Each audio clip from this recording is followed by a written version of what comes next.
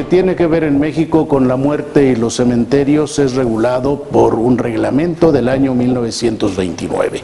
Fue actualizado en el 84, pero aún así sigue siendo obsoleto. La realidad es que somos muchos seres vivos y eventualmente todos vamos a morir. El problema es que no hay lugar en los panteones. Y como dice la canción muy popular, ¿a dónde irán los muertos? Tenemos alrededor de 70,000 lugares, 70,000 fosas disponibles. Si tomamos en cuenta que en el Distrito Federal alrededor de 30,000 personas, un poquito más, 33, depende del año, mueren, bueno, en 2-3 años nos vamos a quedar sin fosas disponibles. Soy Laura de Pablo, reportera Excelsior Televisión. Es probable que en la República Mexicana haya 1 millón de niños que tienen un coeficiente intelectual superior a los 130 puntos. Los niños genios. Solamente se detecta un 5% de esos niños. Y estos niños genios, su condición les provoca otro tipo de problemas. El interés es muy claro, así como atendemos a los niños con discapacidad, que son altamente vulnerables, también tenemos que identificar a estas personitas, niños sobredotados. Yo soy Abraham Nava, reportero Excelsior Televisión. Y yo soy Félix Cortés Camarillo.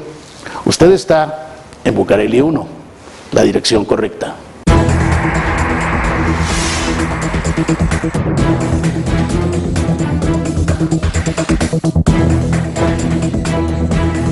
Estamos acostumbrados a las ciudades enormes que surgieron sin idea ni planeación. Somos demasiados para todo, para la vivienda, para el trabajo, para el transporte, para la diversión. Vamos, somos demasiados hasta para morirnos. Es parte de vivir en una gran ciudad. Cuando decimos que ya somos muchos, que no hay terrenos disponibles para edificar, que ya no cabe un auto más, no pensamos en otro aspecto que también habla de saturación: la muerte y los panteones. En la Ciudad de México hay 118 cementerios, entre civiles, delegacionales, vecinales e históricos. Las fosas disponibles ya se están acabando y la recuperación de algunas otras no resulta del todo suficiente. De ahí que la cremación sea una tendencia que en ciudades como la de México va a más. Tenemos alrededor de 70,000 lugares, 70,000 fosas disponibles. Si tomamos en cuenta que en el Distrito Federal alrededor de 30,000 personas, un poquito más, 33, depende del año, mueren, bueno, en 2-3 años nos vamos a quedar sin fosas disponibles. Aquí en la Ciudad de México, cada vez el pensar en una inhumación, en sepultar el cuerpo de nuestro familiar, es más complejo. ¿Por qué? Porque, como bien sabemos, aquí en el Distrito Federal somos tanta gente que ni siquiera existe tierra suficiente para poder pensar en que todo el mundo se pudiera sepultar. Por eso es que ahora se privilegia mucho el tema de la cremación. Aún así, miembros del gobierno de la ciudad señalan que el problema no es tan grave, ya que con la recuperación de fosas se compensa. Calculamos aproximadamente como 60,000 personas que mueren en el Distrito Federal, de las cuales no todas son enterradas en el Distrito Federal o cremadas en el Distrito Federal. Por su parte, el dato más reciente de INEGI es de 2012 y señala que en el DF murieron 55,995 personas. En el Estado de México la cifra fue de 72,001, donde los municipios de mayor saturación son Ecatepec, Tlalnepantla, Naucalpan, Tultitlán y Tultepec. La muerte es parte de la vida, por ello también hay que prevenirla. A pesar de que culturalmente el entierro sigue estando muy arraigado, en ciudades grandes como la capital de la República cada vez hay más tendencia a las cremaciones. El costo más barato de un servicio que contempla la cremación como algo opcional en una funeraria privada va de los 27,000 pesos en adelante. Si se decide enterrar al familiar, este costo es aparte y directamente con los panteones. De ahí que la saturación de Campos Santos está impulsando la nueva tendencia de cremación. En la Ciudad de México, el 65% de los servicios se refieren a estas y para eso va de la mano la demanda de urnas de todo tipo. Urnas que van desde lo tradicional, como es la madera, el mármol, tenemos urnas de plata, de bronce, de ónix, incluso de materiales como el yadró, o opciones que van más en el enfoque de lo moderno, de lo que es ahora los temas biodegradables. Estas biodegradables son hechas a base de sal de mar o para agua dulce, así como de composta para el jardín, amigables con el medio ambiente. Lo cierto es que se ganan costumbres, pero se pierden otras, sobre todo la tradición de velarlos como una forma de homenaje póstumo. Nuestra cultura aquí en México, cuando fallece algún ser querido, queremos iniciar la velación inmediatamente y terminar como con este proceso, con este duelo, ¿no? Nos surge empezar con nuestro duelo de velar a la persona que falleció y sepultarla o cremarla a no más de 24 horas. A diferencia de Estados Unidos, Europa, que allá, por ejemplo, se planean los funerales. Es decir, la persona fallece, el cuerpo se embalsama, y a lo mejor puede pasar una semana. El cuerpo puede estar embalsamado, se mete en una cámara de refrigeración, en lo que la familia planea. Incluso hacen invitaciones a los amigos, a los familiares. Uno de los cementerios más populares de la Ciudad de México es Mixquic, en la delegación Tláhuac. Célebre en Día de Muertos, se trata de un panteón vecinal donde solo se entierra a los que son originarios del lugar, prácticamente panteones familiares. Las tumbas del panteón están divididas por familia. En ese caso, este espacio corresponde a la familia Martínez, que es a la que yo pertenezco. Aquí en el caso de mi familia, le corresponde a 4 tíos este espacio.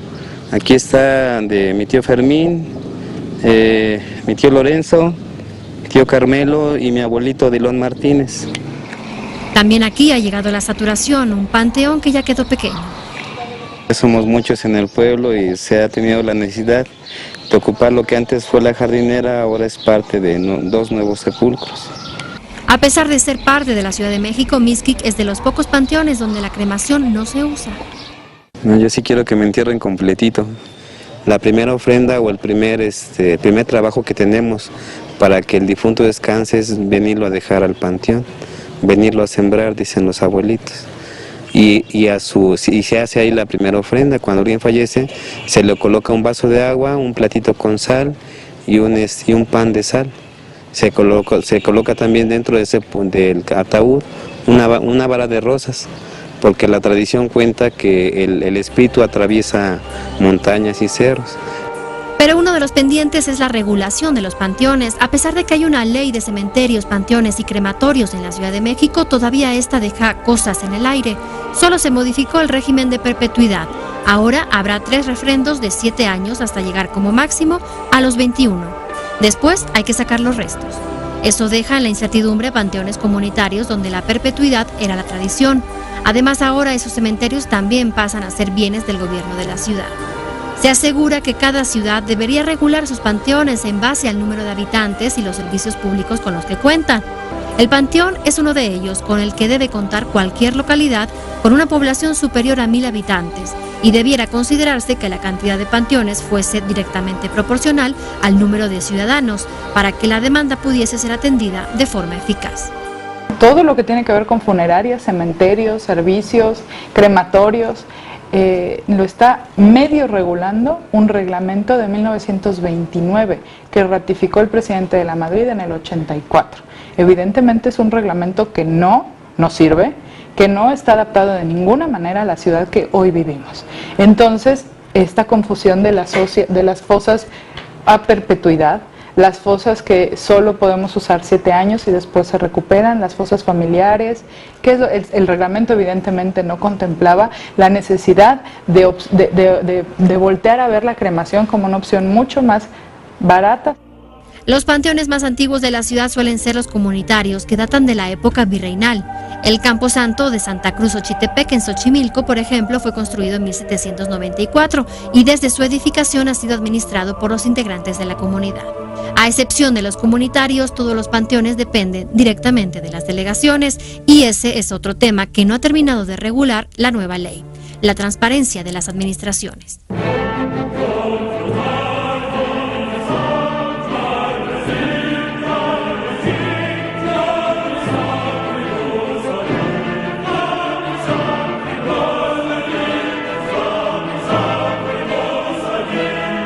Pero lo que queda claro es que los cementerios son una parte más del espacio urbano, de convivencia. Incluso para algunos arquitectos deberían ser considerados como parques públicos, ya que en algunos de ellos se hacen visitas guiadas y hasta proyecciones cinematográficas.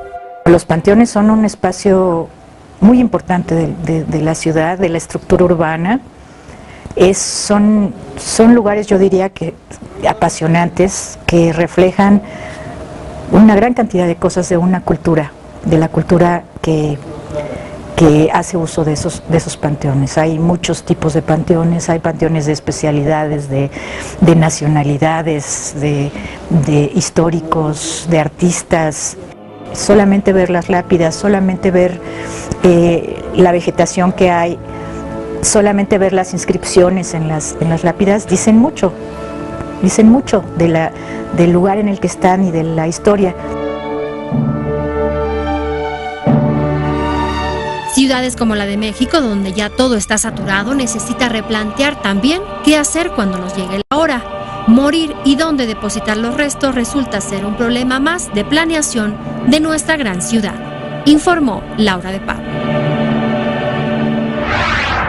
Dentro de un momento, el mundo fascinante de los niños genios. Tal vez usted tiene uno en casa y ni siquiera se ha dado cuenta. Usted está en Bucareli 1, la dirección correcta.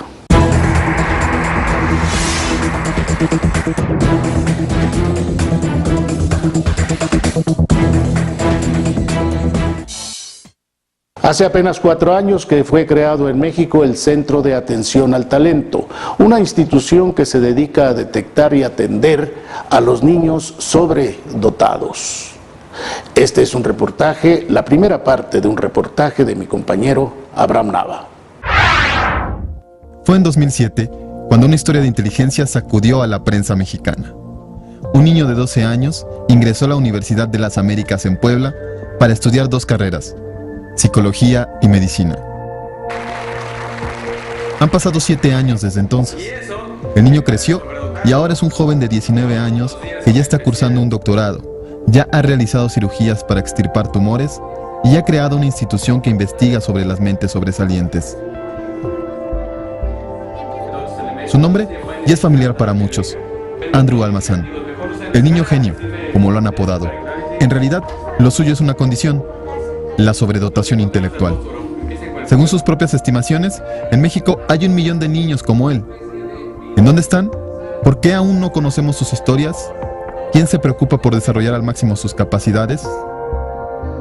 ¿En dónde están los genios? Sobredotación hecha excelencia, la alianza centenaria será la insignia diaria. La sobredotación hecha excelencia.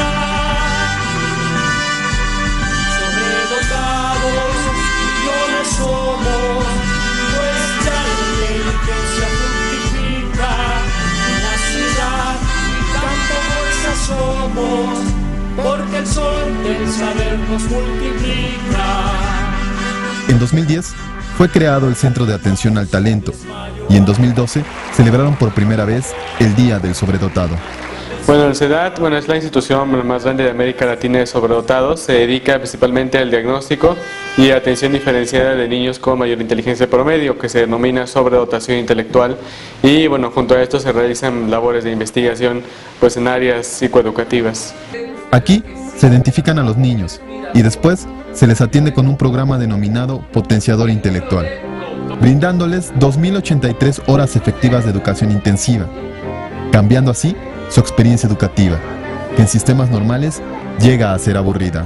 Sufría mucho bullying en mis otras escuelas, no era entendido pero no hablo de los alumnos, no los maestros. Les digo, alguien dice la respuesta y yo me adelanto y cuando dice así decía como por ejemplo dice Aldo y le digo y la respuesta de eso está y me dice no Aldo puedes ir a traer el trapito porque se cayó algo y le dice a alguien más sobre la respuesta. Hasta ahora, la única forma de que el CEDAT identificara a los niños con sobredotación era que los padres costearan los exámenes y la educación especial. Por primera vez, en este año se unieron al DIF capitalino en un programa piloto a través del cual ubicaron a 22 niños con inteligencia sobresaliente. ¿Qué está anunciando el gobierno de la ciudad? Pues que estamos tomando esta responsabilidad de implementar un programa que tiene que ver con niños y niñas con sobredotación intelectual. Esto es una búsqueda de atender acorde a sus necesidades lo que el gobierno tiene que cuidar, que es la integridad de los niños y de las niñas. La importancia de este acercamiento es que la posibilidad de la población con escasos recursos de ser atendida se ha incrementado, pues el costo de los exámenes va de los 3,000 a 5,000 pesos. El interés es muy claro, así como atendemos a los niños con discapacidad, que son altamente vulnerables, también tenemos que identificar a estas personitas, niños sobredotados, que normalmente en sus escuelas, en su comportamiento, en su casa, son muy hiperactivos y son calificados así como niños hiperactivos, y lejos de atenderlos son castigados, son bulleados, en fin, tienen una serie de circunstancias alrededor que los vuelve muy vulnerables. Esto sigue en fase piloto, pero la intención de los integrantes del CEDAT es llamar la atención de la falta de políticas públicas en más estados de la República. El concepto de la sobredotación no es muy conocido, incluso bueno, hace 5 años era un tema prácticamente que ni siquiera se mencionaba en medios de comunicación. Y bueno, actualmente ya no existen censos como tal, sino más bien estimaciones, que bueno, la sobredotación se define a partir de 130 puntos de inteligencia, de coeficiente intelectual. Con esas gráficas se puede calcular que hay 1 millón de niños sobredotados en promedio. Se pensaría que en México, aunque de ahí más del 95% no son identificados y bueno, por lo tanto sus capacidades no se aprovechan.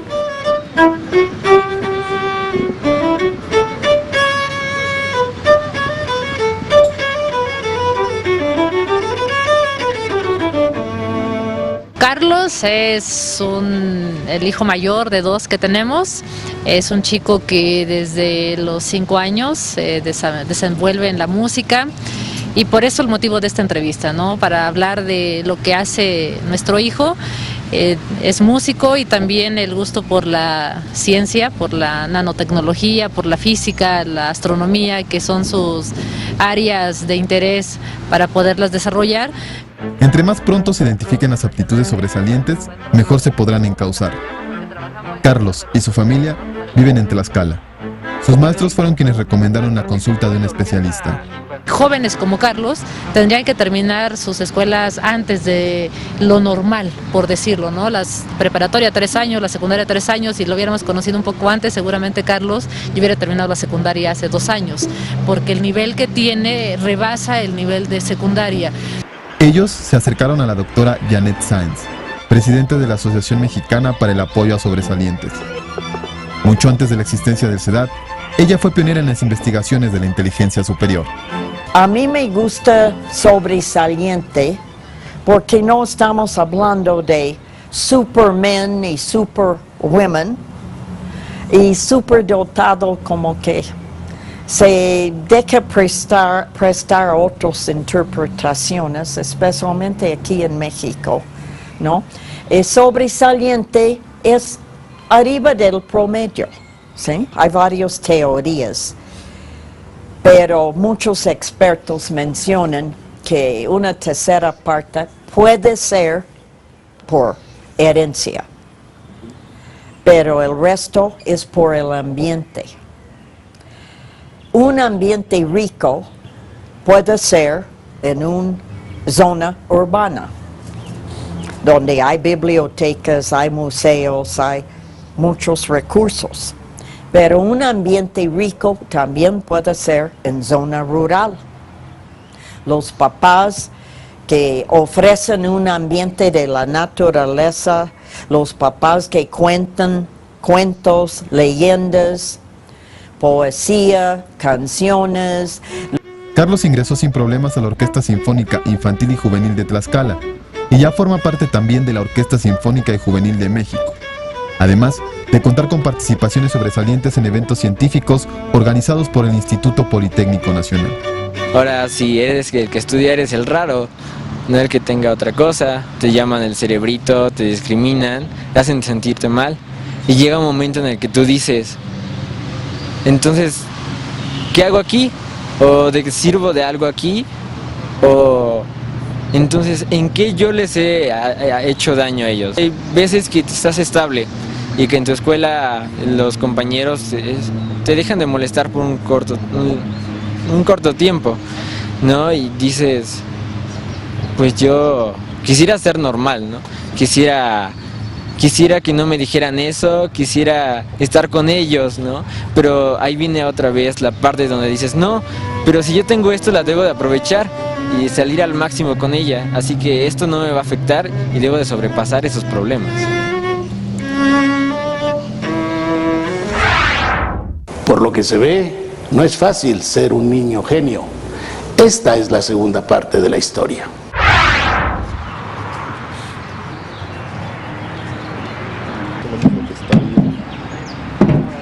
Carol es un pequeño muy inquieto, pero a la vez muy inteligente, le encanta dibujar, esa es su pasión, le gusta dibujar, cada vez que se pone a dibujar es muy, él se siente feliz, así lo demuestra, lo expresa y se pasa horas haciendo dibujos, hoja tras hoja, hasta que perfecciona el dibujo o hasta que a él le gusta el dibujo. Hay muchos estereotipos asociados con la inteligencia. Los cerebritos, los nerds, los inadaptados. Carol tiene 6 años de edad y no cumple ninguna de estas características. Sus padres lo definen como un niño inquieto y juguetón, con intereses adicionales a los de un niño de su edad, pero sin problemas en la convivencia. Yo creo que siempre lo supimos porque primero empezamos a investigar nosotros. Entonces, conforme a las características que venían en los libros, buscamos en el internet. Entonces, muchas de las características coincidían con lo que hacía mi hijo. Entonces creo que siempre tuvimos muy claro que era sobresaliente. Por parte de la SEP sí hay el apoyo, pero necesitábamos encontrar la escuela que nos apoyara, porque las escuelas no nos apoyan, no nos creen. Entonces, ahorita precisamente estamos en ese proceso, el niño acaba de cambiar de escuela. El mal diagnóstico es también una constante con estos niños. Es común que los relacionen con el trastorno por déficit de atención e hiperactividad. Nada más errado. Los maestros necesitan capacitación y cómo manejar un caso. Algunos maestros sin capacitación indican a los niños, ya no quiero que contestes más preguntas. Tú sabes todo. Y no estás dando oportunidad a los compañeros. Te voy a mandar a otro lugar para un rato a leer un libro porque no te quiero aquí. Este es un tipo de aislamiento que no tampoco conviene. Aunque la profesora tiene actividades en su mayoría en el DF y Tlaxcala, ha recorrido toda la República en busca de niños con inteligencia sobresaliente y acercándolos a instituciones y especialistas. Pero también considera que hace falta un involucramiento mayor tanto del Estado en lo referente a la capacitación de maestros de grupo y de los padres de familia en la educación de sus hijos. Pero, ¿cómo pueden los padres saber si su hijo tiene una inteligencia arriba de la promedio? Tanto el CEDAT como la MEXPAS cuentan con perfiles que ayudan en el reconocimiento de casos sospechosos de inteligencia sobredotada o sobresaliente, los que pueden checar todos en sus respectivas páginas de internet. Aquí enlistamos algunas de esas características. Tienden a ser muy hiperactivos, imponen sus reglas, fueron diagnosticados erróneamente con TDAH, son rechazados en su ambiente escolar, una gran mayoría nacieron con circular de cordón, tienen mucha curiosidad y preguntan el porqué de las cosas. Manifiestan una memoria excelente, aprenden fácilmente con pocas explicaciones, mantienen el interés en uno o varios campos a través de los años. Algunos son líderes en su comunidad, congregación o actividades altruistas. Para los sobredotados, es difícil adecuarse a los programas educativos. Su inteligencia está siempre en riesgo si no se les atiende adecuadamente. Pero sobre todo, se cierne sobre ellos uno de los problemas sociales más relevantes en los últimos tiempos: el bullying. Soy una niña normal, me gusta jugar, no soy de esos niños que, como los pasan en la televisión, todo el día lo quieren estar leyendo. Y no, ni siquiera aprenden la televisión, y no, a mí me gusta jugar, me gusta estar en la televisión, me gusta hacer muchas cosas que a los niños también. Y no, yo digo así que no me tendrían por qué molestar. Pues pienso que sí es muy padre, porque la verdad me gusta mucho aprender cosas nuevas. Es muy bonito ser así, pero la parte fea es que te molestan luego, como que nadie te quiere estar ahí, te molestan porque te dicen, no sé, ay, eres bien presumido porque dices que eres así. Karina tiene 9 años y la señal de alarma llegó a su mamá cuando, de ser una niña que amaba asistir a la escuela, empezó a oponer resistencia. Desde muy chiquita incluso empezó a hablar antes que caminar. Alrededor de los 9 meses hablaba y pues se le facilitaba hablar de manera correcta. Le pronunciaba 2 o 3 veces las palabras y podía ella pronunciarlas. Y siempre ha sido como muy preguntona desde muy chiquita. La Secretaría de Educación Pública cuenta con el programa de atención educativa a alumnos y alumnas con aptitudes sobresalientes, el cual va apoyando el avance intelectual dentro del sistema educativo. Es un proceso que lleva tiempo. A Karina le tomó 1 año. Su mamá estuvo buscando el apoyo de diversas personas y especialistas, que culminó con el paso automático de 3º a 5º grado. Pues he aprendido muchísimas cosas con ella, desde que todo lo que le digo lo tengo que analizar. Por ejemplo, cuando da uno una orden, no puede uno dejar espacios en blanco, tiene uno que ser muy conciso. Por ejemplo, vete a acostar, ¿no? Generalmente los manda uno, vete a acostar. Entonces, literal va y se acuesta, aunque uno les esté diciendo, vete a acostar con eso, que se vaya a dormir. En todos los casos presentados, los padres fueron los primeros en detectar que algo en sus hijos era diferente a los demás. A partir de eso, se abre un abanico de posibilidades a nivel de gobierno o a través de la iniciativa privada como el CEDAT o la doctora Sáenz. La sobredotación no es una enfermedad, pero como tal es una diferencia individual, entonces requiere ser identificada, y hay pruebas psicométricas ya estandarizadas, y después la atención tiene que ser especializada. Entonces el niño, si se diagnostica pero no se hace nada, pues realmente no hubo un beneficio. Entonces la atención que nosotros en el CEDAT trabajamos, que se llama atención diferenciada, es trabajar con cada quien de acuerdo a su capacidad, que es la convivencia entre iguales, entre sobredotados, y usamos lo que se llama programa de potenciación intelectual. Estos son los datos donde usted puede empezar a informarse más sobre los niños sobresalientes o sobredotados. Yo les diría que les dijeron a sus papás que les hicieran los exámenes, y luego si ya saben, que no se rindan, que bueno, que de repente es difícil ser así, porque por muchas razones, innumerables razones que no acabaría de decirlas, pero que no se rindan, que pues no importa, por no que te digan, dar y sí. Que los apoyen a todos y que tengan mucha comunicación con ellos, porque a veces nosotros callamos y no decimos eso, ¿no? No decimos lo que nos pasa o cómo nos llaman en el medio donde nosotros nos desarrollamos. Esta es solo una pequeña muestra del potencial que hay en 1 millón de mexicanos. Quizá usted conozca a uno, quizá sea el compañero de su hija o su hijo o su hija mismos. Son historias que deberían conocerse y admirarse. Padres y maestros son los primeros responsables. En sus manos experiencia está el continuar con esta historia. Informó Abraham. Hasta aquí llegamos hoy en Bucareli 1, la dirección correcta. Recuerde que el próximo sábado tiene usted una cita, misma hora, mismo canal. Excelsior Televisión, noticias que dicen más. Te invitamos a seguir cuestionando la información con los siguientes videos.